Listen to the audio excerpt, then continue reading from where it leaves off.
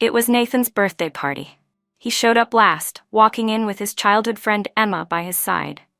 He kept her close the whole night, shielding her carefully. She didn't touch a single drop of alcohol. Meanwhile, I, his girlfriend, was being pressured into drinking one glass after another right in front of him. A friend called to ask if he didn't feel the slightest bit of pity. But Nathan was busy cooling down a cup of hot water for Emma, not even bothering to lift his eyes. He simply said, "If she dares to lay hands on Emma, let her learn a lesson." When the party ended, it was raining. Nathan didn't stop or look back. He held Emma's hand and left. I stood alone in the rain for a long time. I thought to myself, Nathan, maybe this is where we end. Maybe our 3-year relationship had reached its limit. A few days ago, I hit his precious Emma. Nathan was furious and hadn't spoken to me since. Today was his birthday. I had planned to use the occasion to make up with him, but I didn't expect he would show up with Emma. Throughout the entire birthday banquet, Nathan didn't glance at me even once. All his friends gathered around me, constantly toasting and pushing drinks into my hand. As I drank more and more, everything began to blur. Through my dazed vision, I saw Nathan carefully holding a steaming cup, blowing on it for a long time. Emma smiled and took it from him, sipping it slowly. Maybe I had too much to drink because the scene in front of me became blurry, and pain started to rise from my stomach. Nathan swept his gaze casually across the lively crowd, his expression calm. One of his friends teased, asking if he wasn't feeling bad for me. Nathan shifted his eyes indifferently and smiled faintly. I spoiled her too much. If she dares lay hands on Emma, let her learn her lesson. Someone who had drunk too much started getting reckless. Nathan, if you're done with her, just give the guys a heads up. Grace isn't bad after all. Who knows what she's like in bed? He didn't get to finish before someone covered his mouth and dragged him away. Nathan still had a faint smile on his lips, but those who truly knew him could tell he was angry. Nathan had never been a generous man. Even if he no longer wanted something, he wouldn't let others touch it. And Grace, well, she still meant something to him. The banquet ended around 1 in the morning. It was raining outside. I followed behind and saw Nathan leaving with Emma. He thoughtfully opened the car door for her. The car slowly pulled away, and before long, I was left standing there alone. I loosened my grip on the umbrella, letting it fall. Raindrops started hitting my face, and pain surged again in my stomach. I crouched down in the pouring rain and burst into tears. It hurt so much, I figured it must have been the alcohol. I didn't know how much time had passed before the rain finally stopped. A man stood in front of me, holding an umbrella. His eyes were cold, without a trace of emotion. He asked, "Will you still dare next time?" I said nothing. Nathan's gaze grew colder. After a long while, he let out what sounded like a sigh and bent down to lift me into his arms. That was the first time he softened. I slept for 3 whole days. When I woke up, Nathan wasn't at home. The housekeeper was sitting by my hospital bed. "Miss Grace, you're finally awake." Sir was so worried. My mind felt slow. It took me a while to ask, "Where's Nathan?" The housekeeper touched her nose awkwardly and smiled without answering. Every time she wore that expression, it was always about Emma. In the past, I would have called Nathan again and again, begging him to come back. But this time, I didn't do anything. The pain in my stomach was still faint but lingering. With the doctor's approval, the housekeeper fed me some plain rice porridge. Just as I was getting ready to lie down and rest again, she couldn't help herself anymore. She asked tentatively, "Miss Grace, you're not going to tell Sir that you're awake?" I shook my head. No need. I didn't say anything else. I closed my eyes. Memories raced through my mind. Ever since I graduated from college, I'd been working as Nathan's secretary. Nathan had a quiet, commanding presence. He was the man in charge of the entire She Corporation, powerful and untouchable. Yet in front of me, he had always been gentle and considerate, endlessly doting on me as my boyfriend. I had been perfectly content with the life we shared until Emma, his childhood friend, came back into the picture. His attention was no longer solely focused on me. When we ate together, Nathan could forget I existed, leaving me in the restroom and only realizing I wasn't there after he'd already dropped Emma off at home. Then he'd casually tell me to grab a cab. All he said was, "Didn't really notice," like it was nothing. After it happened a few more times, I could no longer find any excuse for him. I started to feel a real threat to our relationship, so I asked Nathan directly if he wanted to be with Emma. I would step aside and let him go. In my relationships, I wouldn't allow the presence of a third person. Nathan chuckled, affectionately tapped the tip of my nose and laughed. Jealous little thing. Emma's like a sister to me. Back then, I believed him. But I couldn't understand why someone he called his sister acted no different than all the other women trying to win him over.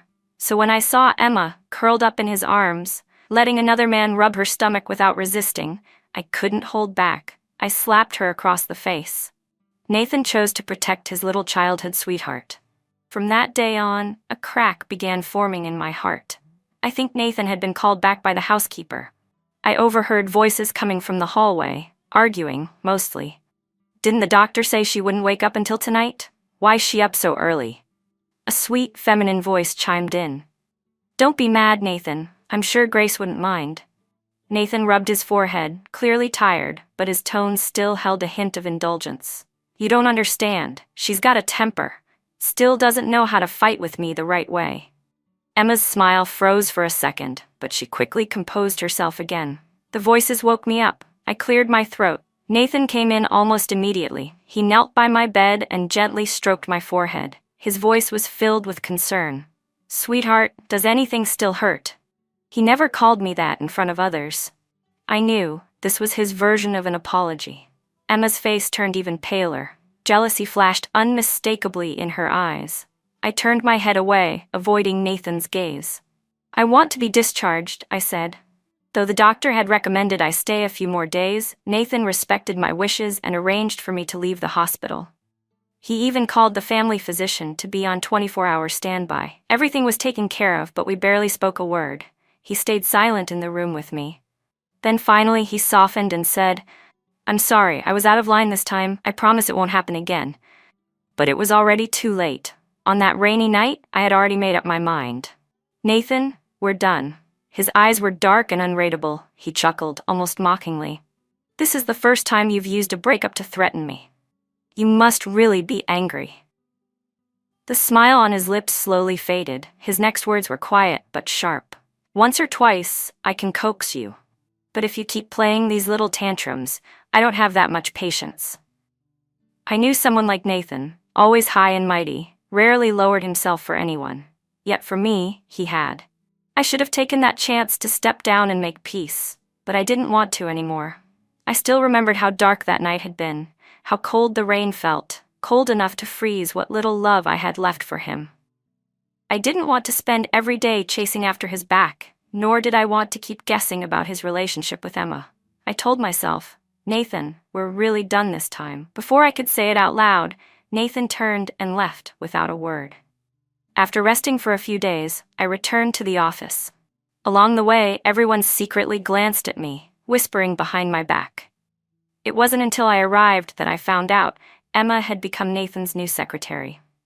My desk was now covered with her things. When Emma saw me return, she didn't bother to stand up. She lazily rested her chin in her hand and shot me a provocative glance. While you were gone, she said with a smirk, Nathan asked me to take care of him. Miss Grace, you're not getting jealous again, are you? She tilted her head, eyes bright with mockery. Did you not grow up with a childhood sweetheart, Miss Grace? Nathan just helped me buy sanitary pads, kept my stomach warm, stuff we've always done for each other. Yes, those things they always did. Those weren't even the worst of it. But this time, I wasn't going to let a few of her words shake me. After everything, I already knew Nathan was no different from her. He didn't think anything was wrong with what she said or did. He told me Emma was like a sister to him, that the bond between childhood friends had long surpassed romantic feelings. Nathan had even warned me not to project my dirty thoughts onto the precious connection they shared, so from now on, they could do whatever they wanted. I wouldn't interfere. I gave her a smile. It's fine. From now on, you're free to do all those things. Miss Emma was clearly raised well, knows so much more than I do. Whatever childhood sweetheart bond you two share, it's not something an outsider like me should interfere with. As I turned my head, I saw Nathan standing in the doorway. I didn't know how long he had been there, but his face was dark, and he was staring straight at me, saying nothing. Emma instantly jumped up and clung to his arm, swaying it playfully. "Nathan, can you move my desk again? I think Miss Grace is a little upset. Can I work in your office instead? It's really boring sitting out here alone." Nathan finally looked away from me. His voice was soft. "Don't fuss. I'll set it up for you in a bit." He moved quickly. Within half an hour, workers came in and out, and Emma was sitting comfortably in Nathan's office. From inside, her soft, flirty laughter drifted out, familiar and intimate. Then suddenly Nathan called out to me. "Come in. I want you to train her. You're okay with that, right?" I paused for a second, then forced a professional smile. "No problem, Mr. Shy." Nathan's face darkened immediately. His voice carried a trace of anger. It was the first time he'd ever truly snapped at me. "Get out." Emma couldn't hold back a snicker. She even mocked me out loud. "Nathan, you're being so mean." I turned and walked out, but his voice followed behind me. "If you can't do your job properly, I'll be just as harsh with you." "Boomph. If you ever yell at me," Emma pouted, "I'll cry on the spot, the kind you won't be able to comfort no matter how hard you try." I took a deep breath and told myself, "Grace, don't cry. Nathan's no longer worth a single tear from you." For the entire morning, I gave everything I had to pass on the knowledge I'd gained over the last 3 years to Emma. When it came to work, I'd always been serious.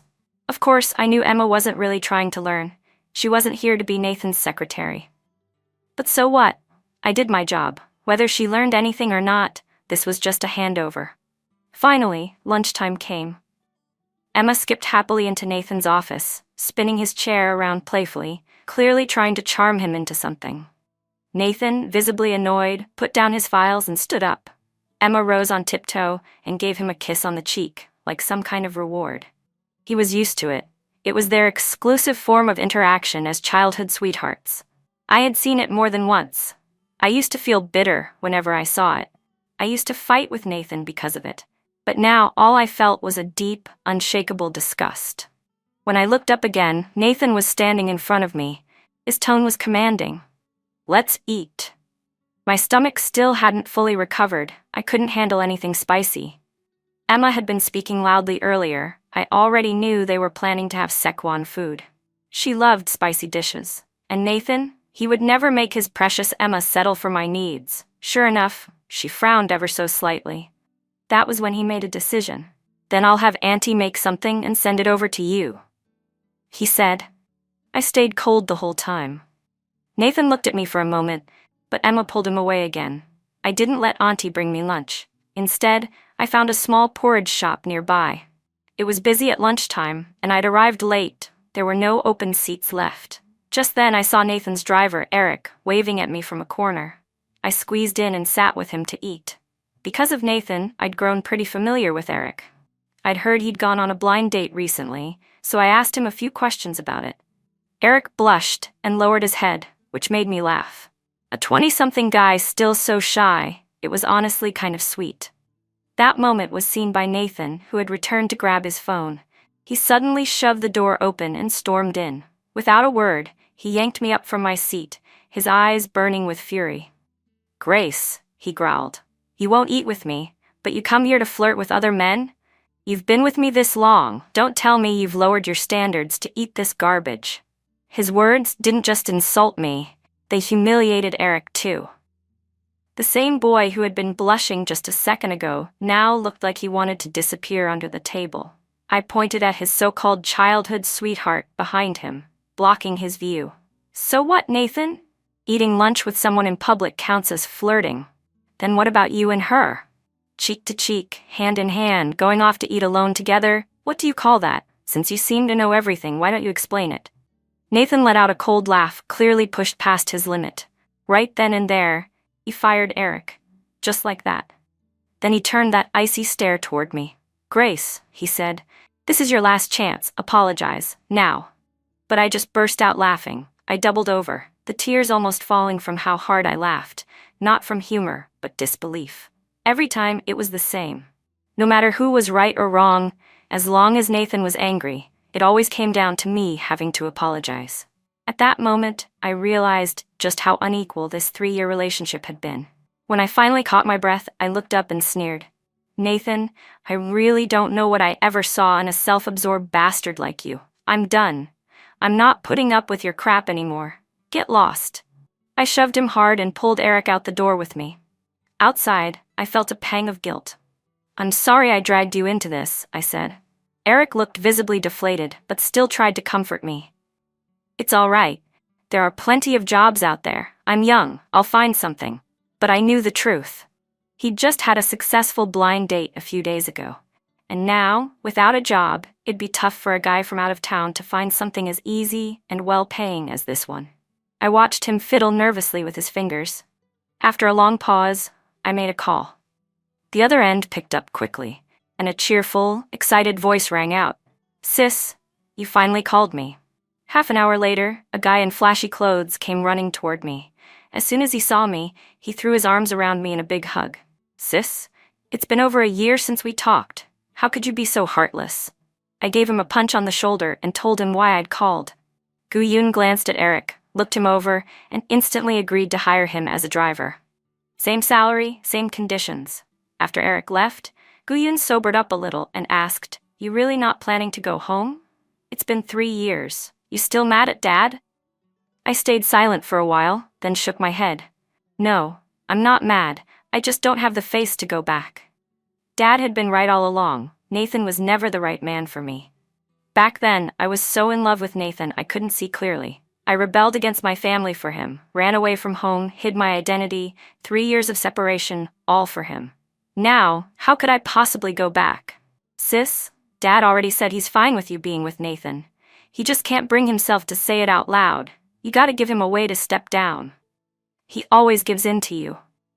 That one sentence made me even more certain I had no face left to go back. After parting ways with Gu-yun, I returned once more to the home I had shared with Nathan. There were so many things, traces of my careful decorating everywhere. But he had never really taken a good look at any of it. I let out a quiet laugh, then started tearing it all down. I threw out everything I had ever bought for Nathan. Naturally, I didn't take anything he gave me either. Before I left, I glanced back at the room I had lived in for 3 years. Maybe fate wanted to be sure I'd give up for good, because right there, beside the pillow, part of a pink hair clip was sticking out, as if it had been placed just perfectly for me to see. That moment broke me. I couldn't stop the tears from falling. Even at the end of love, he still managed to leave me one final disgusting reminder. Whether it was real or not, I had to admit it hurt. After I'd cried enough, I wiped my tears and walked away with finality. When Auntie saw me dragging my suitcase downstairs, her face filled with panic. She opened her mouth, hesitated, then tried to speak. She thought I was angry because I had found out Emma had once stayed overnight at the house. Trying to explain, she said, Miss Grace, the night Miss Emma stayed here, Sir slept in the guest room. I nodded to show I understood, then smiled wryly. The owner sleeps in the guest room, and the guest in the master. That's new. I set down my suitcase and gave Auntie a hug. Thank you for taking care of me these past 3 years. I'm leaving now. Please take care of yourself. Goodbye, Nathan. When Nathan got the call from Auntie, he didn't think much of it.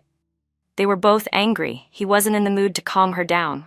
Truthfully, the moment he saw Grace laughing and chatting with Eric, he had lost control.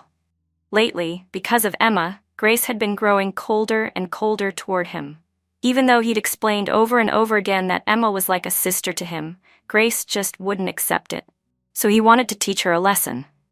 But he hadn't meant to leave her there that day. He remembered glancing in the rearview mirror, seeing her slowly walking away, each step looking more difficult than the last. His chest had ached. He thought he'd just drive 100 meters ahead to let her stew for a bit, then come back. But in the car, Emma started a video call with his parents. Out of politeness, he exchanged a few words, and by the time they hung up, 20 minutes had passed. That was when the regret hit. He jumped out of the car and told the driver to take Emma home, then called a cab to go back. He hoped she was still there, but part of him was already afraid she'd be gone. When the car stopped, Nathan couldn't describe the feeling in his chest. It hurt. That day, he'd done it on purpose, told people to keep pouring her drinks, ignored her completely. Looking back, maybe he'd gone too far. Grace had only been jealous because she loved him too much. He told himself that as long as she didn't lay hands on Emma again, he wouldn't treat her like that anymore. But Grace, standing there in the rain, was as stubborn as ever, and yet so heartbreakingly pitiful. He let out a bitter laugh. Nathan thought to himself, "This time I might really lose her." But still, he wouldn't be the one to lower his head first. He'd never heard much about Grace's family. He figured her relationship with them wasn't good. Aside from him, she probably had no one else to rely on, so he told Auntie not to worry about her. "She's just being dramatic. Leave her alone for a few days." Before Auntie could say anything else, Nathan had already hung up. Auntie frowned deeply, worried. Miss Grace was acting really strange today. She had thrown out all of Nathan's belongings. When she said goodbye, it felt like a real farewell. This time was different from all their past fights. But if Nathan didn't care, there was nothing she could do. All she could do now was hope that Miss Grace would come back after a few days. Still, she had a bad feeling. Bookmark, go back. Miss Grace probably wasn't coming back. Time passed quickly. A week went by and there was still no news from her. She hesitated for a moment before deciding to call Nathan. But it wasn't Nathan who answered, it was Emma. "Is something wrong?" she asked sweetly. "Nathan's been really tired lately. He's asleep right now." Auntie cursed under her breath. That little fox. And for the first time, she felt a trace of resentment toward Nathan too. Honestly, sometimes you couldn't blame Miss Grace for the way she acted. Anyone could see that Emma liked Nathan. It was obvious.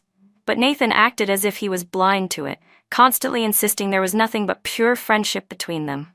Actually, that night, she had lied to Miss Grace.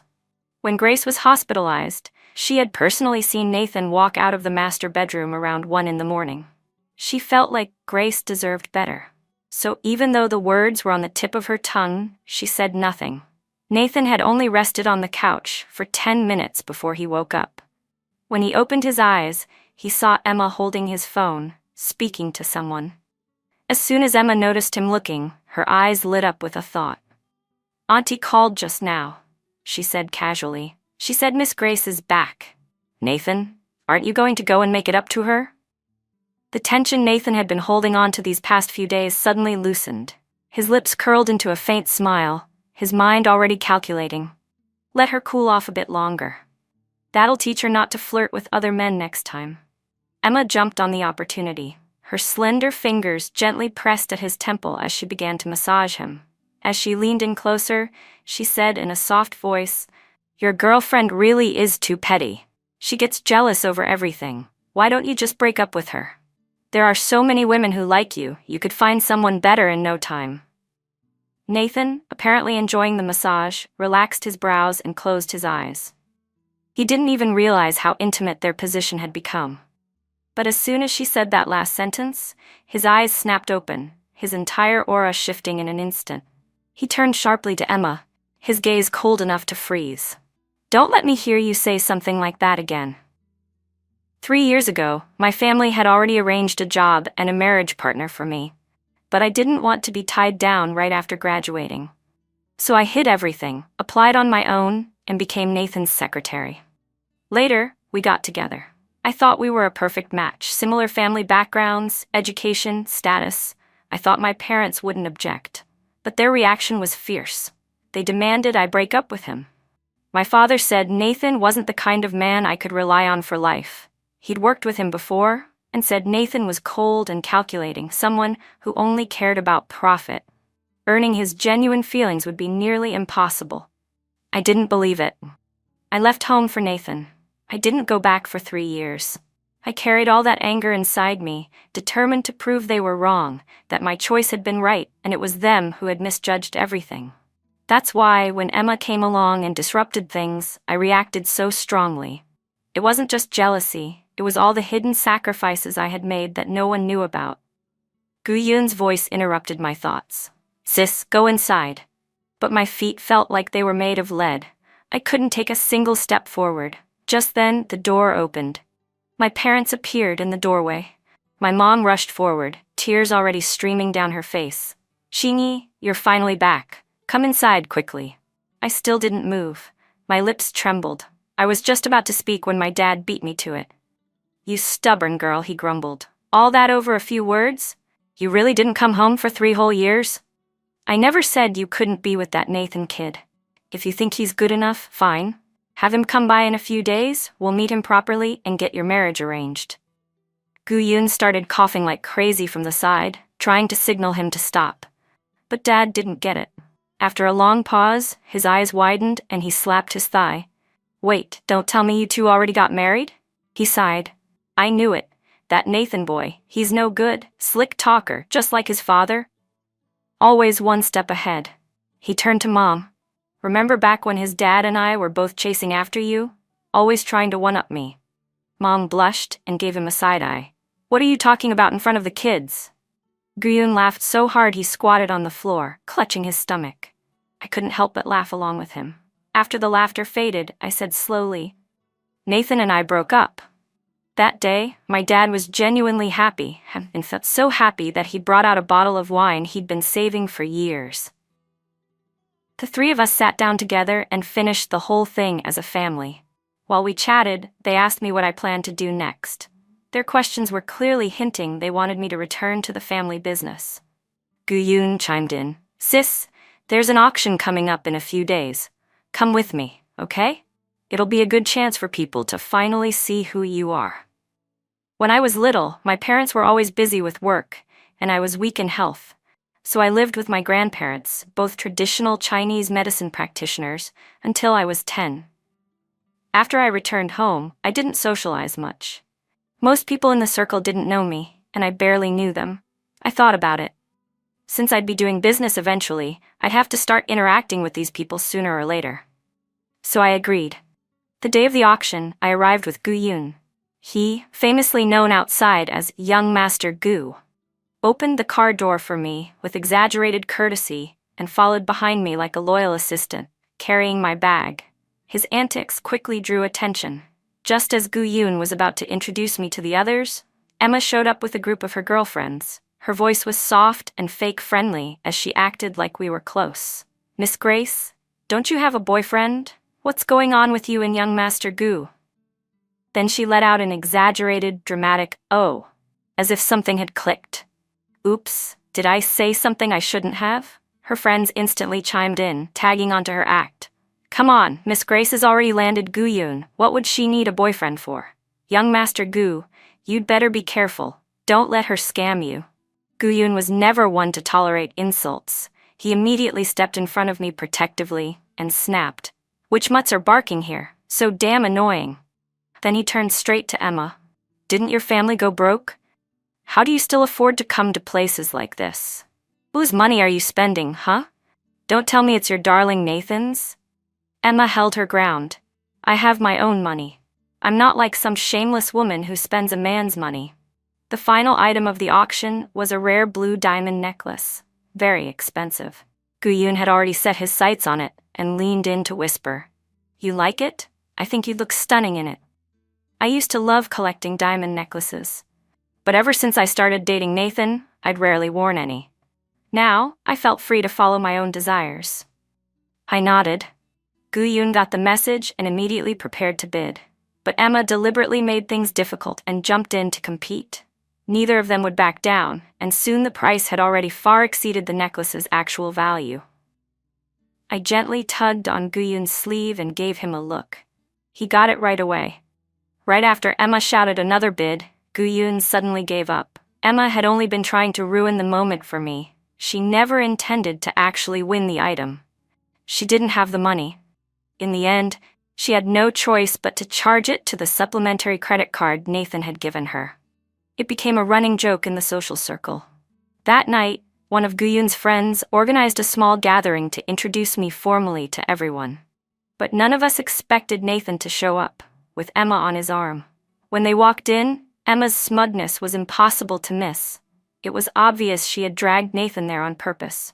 The moment she saw me, she feigned shock and gasped dramatically. Wait, isn't that Miss Grace? Nathan, didn't you two break up?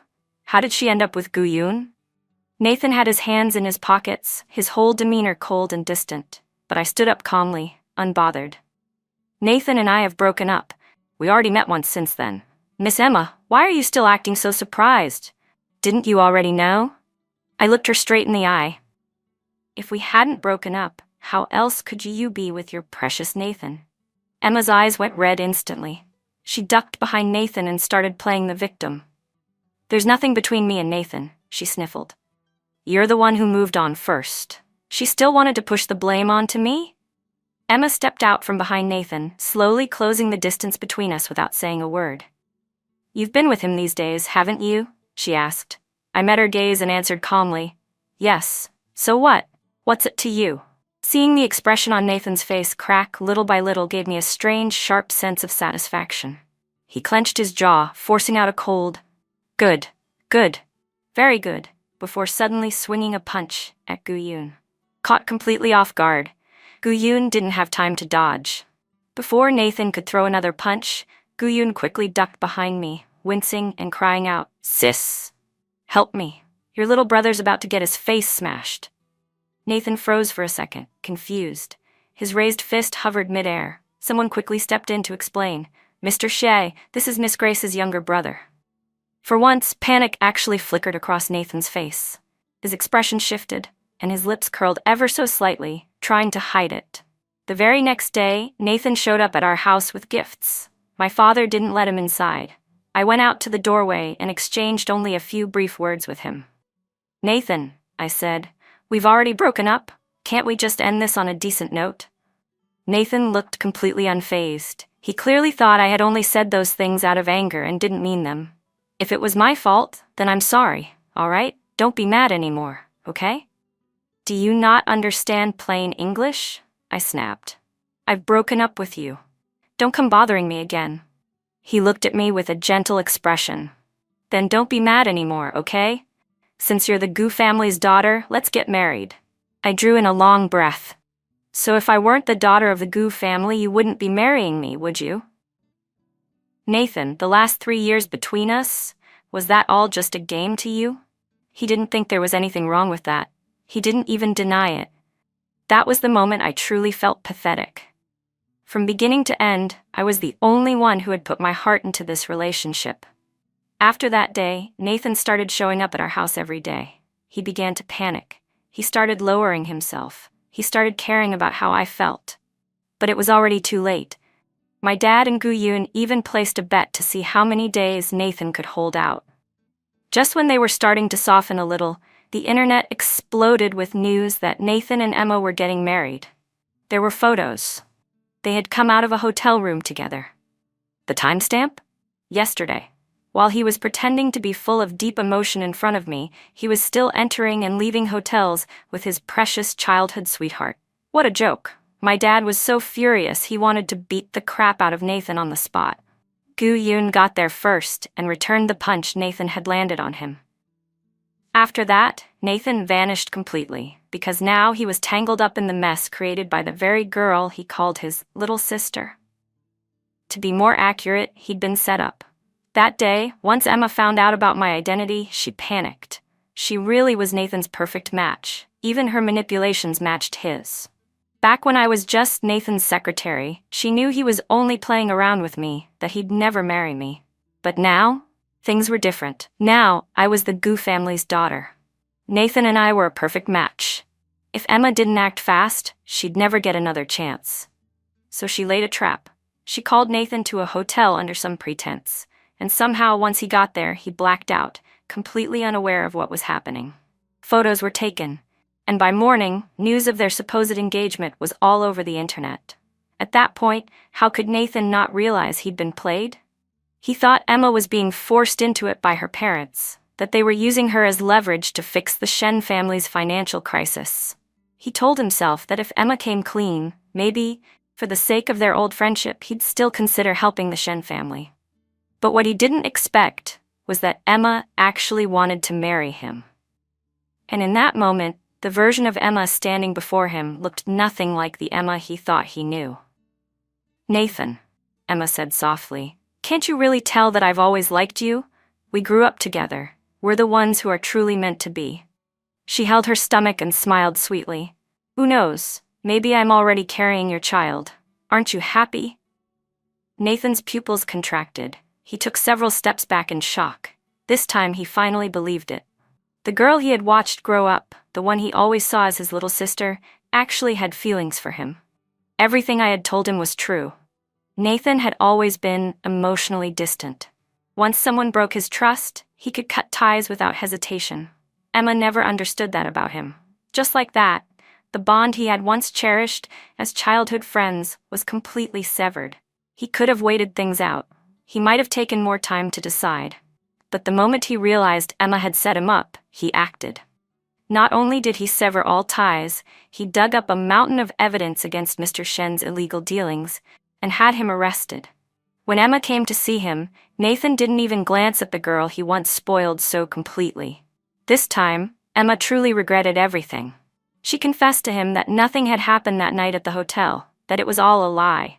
She no longer dared to dream about becoming his wife. She only begged that he show the Shen family some mercy. But Nathan was disgusted. His words were ruthless. The fact that I didn't send you to prison is already me being merciful. Emma, the things you've done, you deserve to die 100 times over. Eventually, Emma's humiliation turned into bitter laughter. Oh, so now you want to blame your breakup on me? But weren't you the one who acted close to me in front of Grace? I kissed you, hugged you, you never stopped me. Don't tell me you weren't hoping to make her jealous. To see her lose her mind over you. To feel like you still owned her. She stood up, the last bit of pretense gone. Are all men like this? Do you only feel fulfilled when you see two women fighting over you? A few seconds passed before Nathan replied, with absolute certainty. In this life, I'll only ever love Grace. Years later, I was already married, already a mother, when I ran into Emma again. She told me about that conversation she'd once had with Nathan, and she apologized. But truthfully, I didn't hate her. Because in any relationship, when two women are fighting over one man, no one wins. That's the most pitiful thing of all. I was always enough. Losing me was Nathan's loss, not mine. I gave her a small smile and said, "It's okay."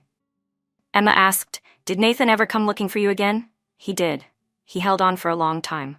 But after news of my engagement spread, Nathan stopped showing up. News about him slowly faded from my world.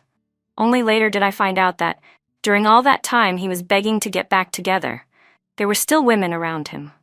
One after another. He said he loved me, yet never stopped getting involved with others. Maybe Nathan did love me. But not enough.